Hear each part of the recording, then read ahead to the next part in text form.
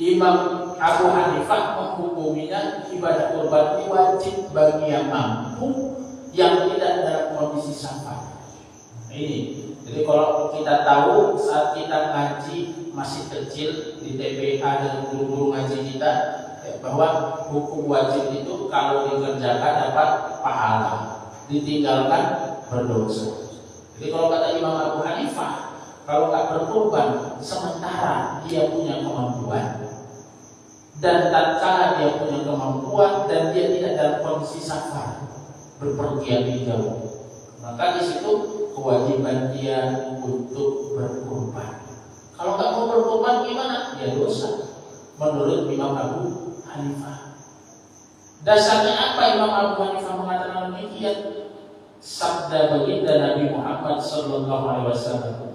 Jadi, man wajada sa'atan, barang siapa yang dia mempunyai kelapangan rezeki, ya, punya kelapangan rezeki, fala bidahi, dan dia enggan untuk berkorban, enggak mau untuk berkorban, fala yaqrabanna musallana, maka jangan dekati tempat sholat kami, kata baginda Nabi Muhammad sallallahu alaihi wasallam. Ini maka berdasarkan sabda Rasulullah hadis tersebut, maka Imam Abu Hanifah memaknai, menghukumi bahwa hukum kurban wajib bagi yang mampu. Ini hanya saja memang terjadi ikhtilaf, terjadi perbedaan pendapat. Imam Malik, Imam Syafi'i memahami, menghukumi ibadah kurban sunnah muakkadah, sunnah yang ditekankan, mendekati wajib. Atau ulama-ulama Syafi'iyah lebih lagi menjelaskan terkait dengan hukum kurban adalah sunnah kifayah.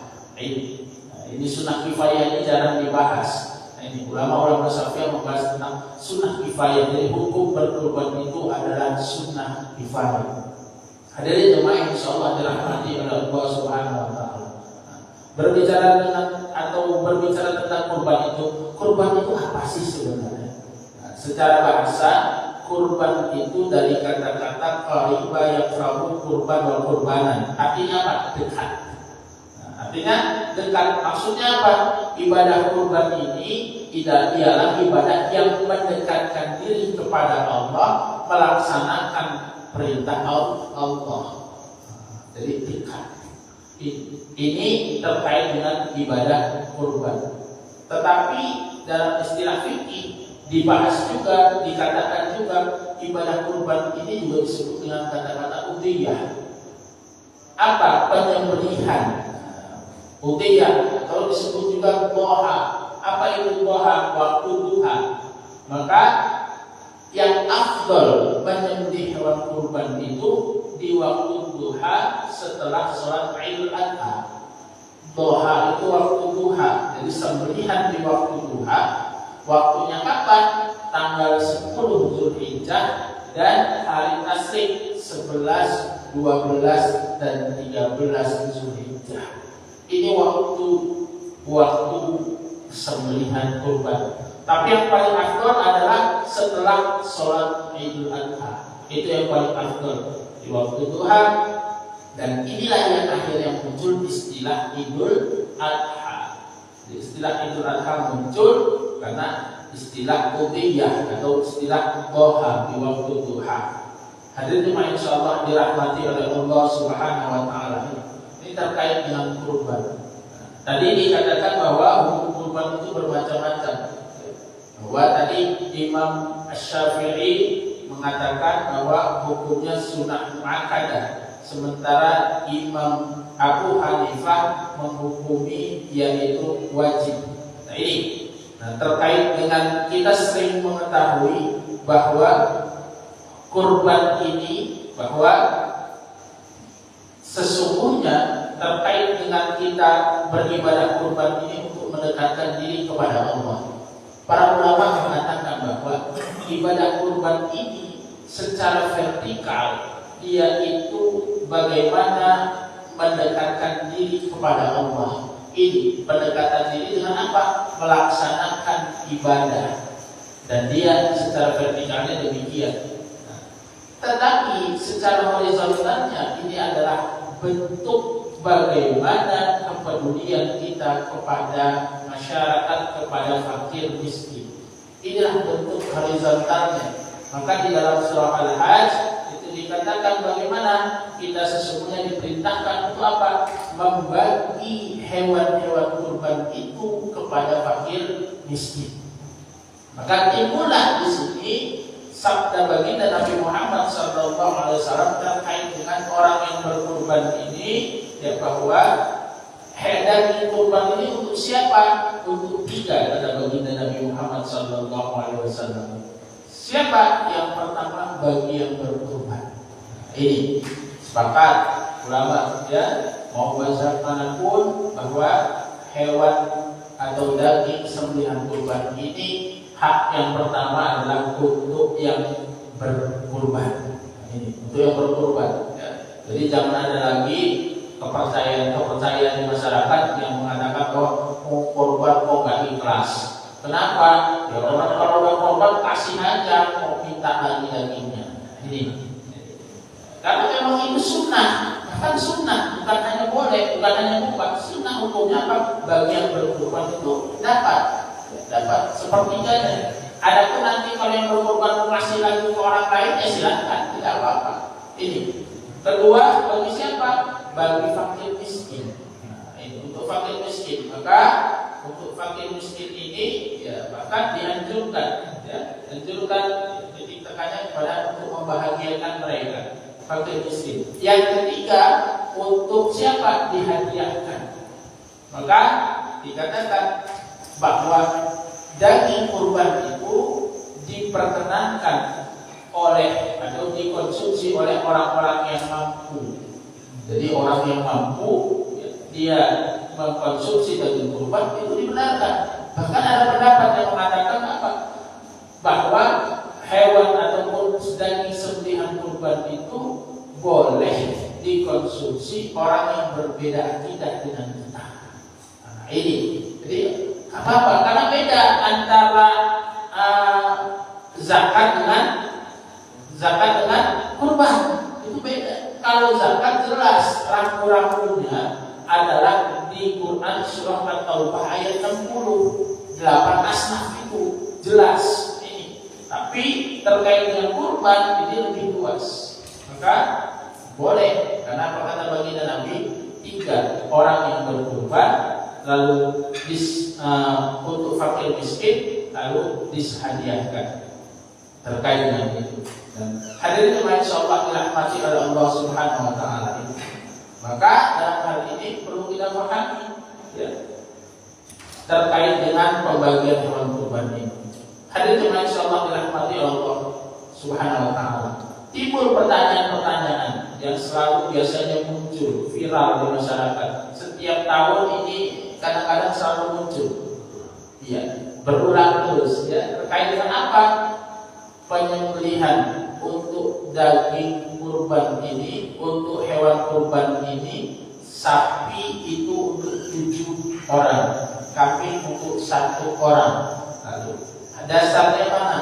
Dari hadis, ya, An Jabir bin Abdillah qala naharna ma'a Rasulillah sallallahu alaihi wasallam. Dari Jabir bin Abdillah qala, beliau berkata, naharna ma'a Rasulillah sallallahu alaihi wasallam, kami menyembelih hewan, ya, bersama Rasulullah SAW, ya, amma Hudaybiyah, pada tahun Hudaybiyah, ya. Jadi al-badanata an sab'atin wal baqarata an sab'atin. Jadi bahwa seekor unta untuk 7 orang dan seekor sapi untuk 7 orang. Hadis riwayat Muslim. Ini sepakat, ya, bahwa unta 7 orang, lalu sapi 7 orang. Boleh dikiaskan di Indonesia ada kerbau. Nah, kerbau itu dikiaskan karena mirip-mirip sapi, maka di situ dikiaskan. Itu dakwahnya Sunan Kudus dulu, ya, karena memang saat itu umat Muslim, ya, orang Islam sedikit, ya, pada saat itu ada umat, ya, yang berbeda yang dia mengagungkan sapi. Maka setelah itu agar tidak, ya, terjadi sesuatu hal yang tidak baik, nah itu boleh dikiaskan dengan kerbau. Lalu ada pertanyaan-pertanyaan terkait dengan bagaimana Rasulullah itu dalam satu hadis beberapa riwayat dikatakan Rasul itu pernah menyembelih hewan kurban itu 2 ekor kambing dengan niatnya adalah beliau berkurban untuk keluarganya dan untuk umatnya. Ini menjadi dasar sebagian itu akhirnya mengatakan bahwa 1 ekor kambing itu bisa untuk 1 keluarga. Pernah dengar Bapak? Pernah dengar ya? Nah ini dari ungkapan Rasul, hadza ani wa amalan bidahi min ummati. Hadza ani, ini kurban dariku wa amalan bidahi min ummati, dan ini adalah kurban dari umatku yang belum berkurban. Kita pahami perkataan ini. Banyak riwayat, banyak redaksi hadis ini, ada beberapa terkait dengan perkataan Nabi yang mengatakan bahwa hadza ani wa amal lam yudhi min ummati. Ini. Jadi pertama, riwayat pertama Rasul itu menyembelih 1 ekor kambing yang besar, lalu beliau katakan hadza ani wa amal lam yudhi min ummati. Ini kurbanku dan kurban siapa saja dari umatku yang belum berkurban. Ini riwayat yang pertama. Lalu yang selanjutnya ada lagi riwayat yang lain yang mengatakan bahwa Rasulullah menyembelih 2 ekor kambing yang besar-besar. Yang pertama tadi 1 ekor kambing beliau sembelih, beliau katakan ini kurbanku dan keluargaku, dan ini untuk kurban untuk umatku yang belum berkurban. Riwayat yang lain mengatakan bahwa beliau punya 2 ekor kambing dan beliau sembelih 1, beliau katakan ini untuk berkurban dirinya yaitu Rasulullah dan keluarganya, dan yang kurban satunya lagi, kambing satunya beliau berkurban untuk umatku yang belum berkurban. Berdasarkan dasar ini atau dalil ini, ulama memahaminya berbeda pendapat.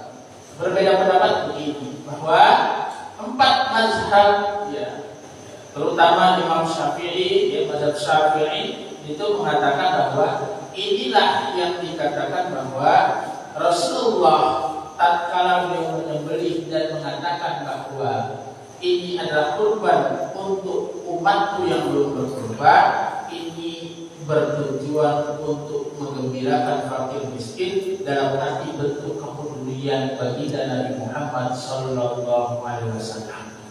Ini. Jadi secara hukum bagaimana? Ini akhirnya para ulama mengatakan inilah yang disebut sunnah kifayah. Sunnah kifayah karena hukumnya apa?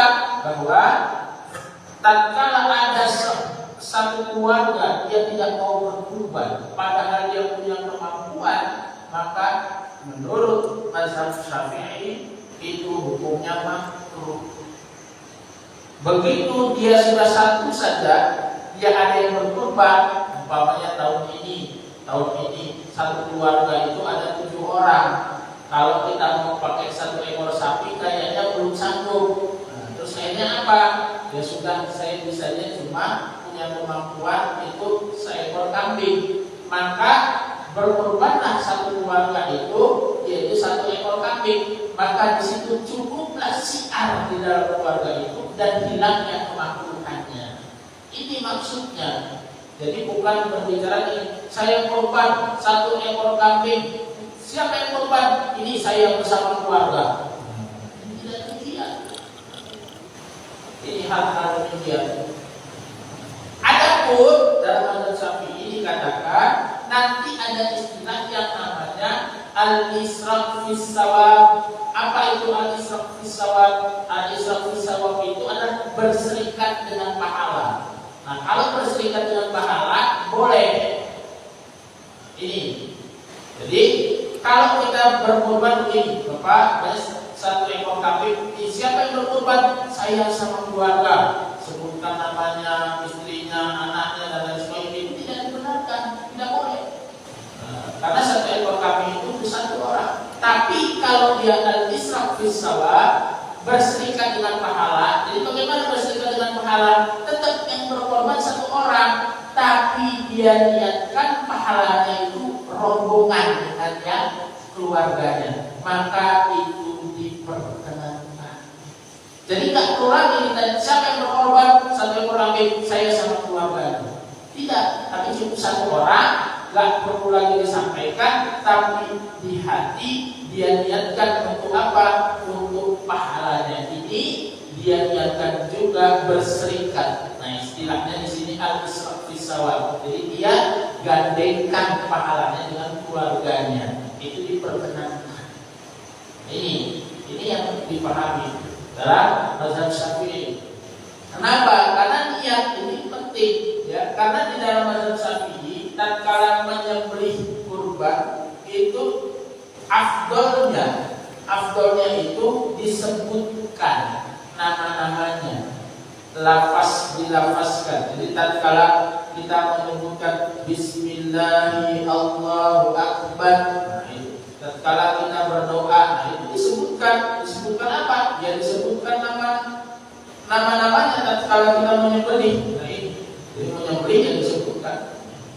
Jadi disebutkan hadza anni, ya ini dariku, kurban dariku. Kalau umpamanya kita itu kurbannya dari bentuknya banyak, berarti disebutkan apa? Siapa dari fulan disebutkan. Nah ini, itu yang afdalnya. Cuma karena kadang-kadang kita ngajinya itu ngaji sudah ngaji saya di majelis mana, majelis itu, ini kan, maka kadang-kadang potongan-potongan itu nggak nyambung. Akhirnya apa? Begitu boleh kurban apa? Satu ekor kambing itu satu keluarga. Tidak, satu ekor kambing itu tetap secara mutlak empat mazhab itu mengatakan apa? Satu ekor kambing itu satu orang. Cuma bolehnya al-islam fisawab apa? Berserikat dengan pahala. Jadi berserikat. Jadi dia nggak perlu sebutkan lagi saya berkorban untuk satu keluarga, tapi cukup dirinya, tapi diniatkan dalam hati untuk dia itu pahalanya ya dia niatkan berbarengan. Hadirin jemaah insyaallah dirahmati oleh Allah Subhanahu wa taala. Ini penting ya, karena terkait dengan ilmu. Lalu dalam mazhab Syafi'i dikatakan, ini penting. Dan ini nanti terkait dengan panitia penting. Ya, dalam fikih Syafi'i dikatakan, tadi dikatakan Rasulullah bahwa pembagian hewan kurban itu untuk 3. Masih ingat tadi untuk siapa? Dirinya yang berkurban, lalu untuk fakir miskin dan untuk dihadiahkan. Nah, ini. Tetapi dalam fikih Syafi'i dikatakan ini kalau ibadah kurban yang biasa. Tapi kalau nazar, umpamanya nazar, dia bernazar. Lalu saat dia bernazar, ya ternyata dia bernazar berkurban. Maka dalam fikih Syafi'i dikatakan bahwa orang yang bernazar tidak boleh mengkonsumsi hewan kurbannya. Nah, maka panitia sebenarnya ini kalau kita paham sedikit-sedikit dan kita ilmunya, ditanya nih yang berkorban itu, ini korban nazar atau bukan? Kalau dia bukan, ada apa? Tapi kalau seandainya dia ini kurban nazar saya, maka sampaikan bahwa dia tidak boleh memakan daging kurban sembelihan ini. Maka gimana caranya biar dia bisa mengkonsumsi atau dia bisa makan juga? Nah, ini secara umum fikih bisa, tapi apa? Pisahkan hewan kurban dia. Jadi hewan kurban dia itu dipisahkan, jangan dicampur. Kalau dicampur kan bingung nanti kita, nggak tahu yang mana. Pisahkan, nanti dia bisa mendapat bagian dari hadiah. Dari hadiah ya hewan kurban yang lain. Karena tadi berkurban itu dagingnya bisa untuk dirinya, untuk fakir miskin dan hadiah. Dia bisa, tapi jangan dari daging kurban dia. Dia bernazar satu ekor kambing. Nazar. Karena apa? Berdosa jika dia memakan daging kurban yang karena nazar. Nah, ini perlu ilmunya.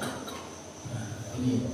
Maka kadang-kadang karena ketidakfahaman panitia, karena campur aja semua, dicampur. Setelah itu ya sudah, nggak tahu lagi kalau sudah dicampur. Nah, ini hal-hal demikian. Nah ini, maka perlu kita pahami, jangan sampai maksud ibadah kita ingin sempurna, tapi karena kurang pahamnya ilmu, maka ibadah kita menjadi kurang kurang sempurna.